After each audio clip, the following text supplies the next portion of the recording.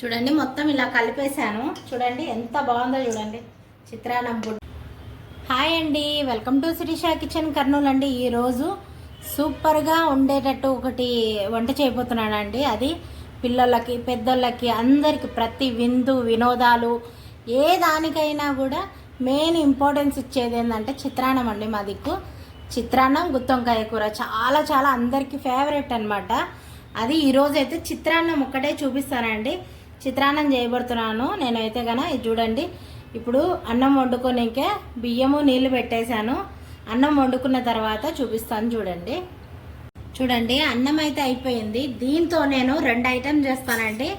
పైది మొత్తము చిత్రాన్నం తీసుకుందాము, కిందిది మొత్తము పెరగన్నం తీసుకుందామండి. ఎందుకంటే అన్నము మెత్తగా ఉంటే చాలా బాగుంటుంది పెరగన్నానికి. చూడండి నేను చల్ల చేసి పెడతా. ఇదిగోండి కింద అన్నము, ఇది మాత్రం పెరగన్నానికి తీసుకుందాము. ఎందుకంటే కింద మెత్తగా ఉంటుంది కదా, కొంచెం అన్నం బాగుంటుంది అనమాట పెరగన్నానికి. ఎప్పుడు నేను పండగలకి ఎప్పుడన్నా చిత్రాన్నం పెరగన్నం అడిగితే మా పిల్లలు నేనైతే ఇలాగే చేస్తానండి.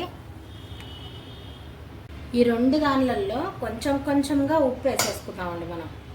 ఇదండి కొంచెం ఉప్పు బాగా వేడి మీద అయితే బాగా పట్టుకుంటుంది. నేను చిత్రాన్నంలో అయితే లైట్గా వేస్తున్నాను. ఇదండి ఇలా కలిపేసుకొని దీన్ని మొత్తం చల్లార్చుకోవాలండి. 2 చల్లార్చుకోవాలి. ఇప్పుడు మనము చిత్రాన్నానికి తిరువాత వేసుకుందామండి. చిత్రాన్నం తిరువాత వేసుకున్నాక కూడా ఇది కొంచెం చల్లబెట్టుకుంటే బాగుంటుందండి. వేడి మీదనే వేస్తే అన్నము కొంచెం వాసన వస్తుందండి. లేట్గా తిన్నామంటే పాడైపోతుంది. చూడండి 2 స్పూన్లు అయితే వేసా నేను నూనె. ఇప్పుడు నూనె కాగింది కదండి. చూడండి నేనేం తీసుకున్నానో గుడ్డలు, శనగబ్యాళ్ళు, మినప్బ్యాళ్ళు, ఆవాలండి. జీలకర్ర వేసుకోను నేను చిత్రాన్నంలో కానీ పెరగన్నంలో కానీ నేను జీలకర్ర వేసుకోను.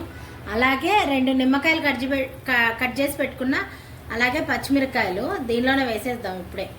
ఎందుకంటే బాగా రోస్ట్గా ఎగుతాయి అన్నమాట. రండి కొంచెం కలర్ మారినాయి. దీనిలోకి కొంచెం కరివేపాకు వేసుకుందామండి. కరివేపాకు చాలా ఇంపార్టెంట్ అండి. కరివేపాకు వేసుకున్నాం. అలాగే కొంచెం పసుపు వేసుకుందామండి.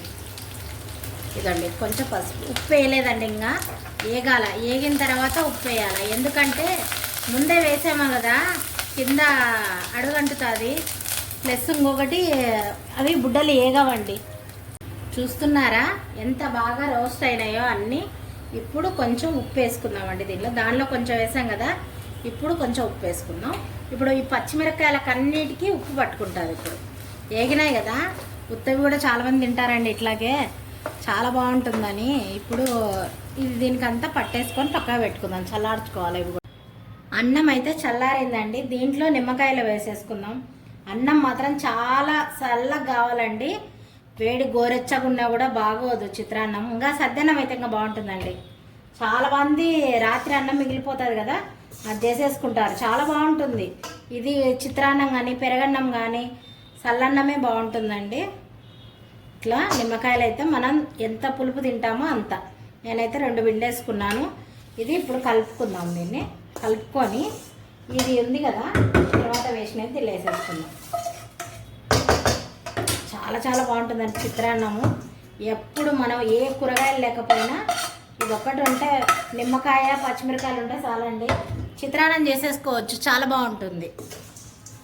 ఇట్లా మొత్తం కలిపేసుకుందాం. ఇది చూడండి మొత్తం ఇలా కలిపేసాను. చూడండి ఎంత బాగుందో చూడండి.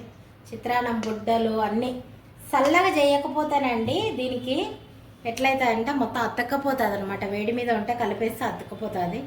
ఇప్పుడైతే నాకు అంత చిత్రాన్నం పర్ఫెక్ట్గా వచ్చిందండి. చూడండి ఎంత బాగున్నాయో. ఇది చిత్రాన్నం నేను చేసిన చిత్రాన్నం నచ్చినట్లయితే లైక్ చేయండి, షేర్ చేయండి, కామెంట్ చేయండి, సబ్స్క్రైబ్ చేసుకొని పక్కన ఉన్న బెల్ గంటను కొట్టండి ప్లీజ్ అండి.